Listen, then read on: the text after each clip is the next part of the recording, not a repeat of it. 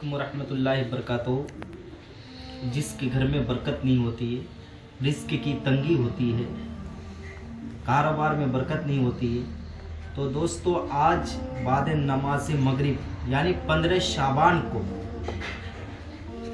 आप 7 चावल लेंगे। देखिए 7 चावल लेना है और हर चावल पर 3 मरतबा दरूद शरीफ पढ़ना है और 70 मरतबा या रज़्ज़ाक़ु पढ़ना है। फिर 3 मरतबा दरूद शरीफ पढ़ना है। फिर इस तरीके से दम कर लेना, फिर एक साइड रख देना है। उसी तरीके से हर चावल पे 3 मरतबा दरूद शरीफ पढ़ना है, फिर 70 मरतबा या रज़्ज़ाक़ु पढ़ना है, फिर 70 मरतबा 3 मरतबा दरूद शरीफ पढ़ना, फिर एक चावल पे दम कर देना।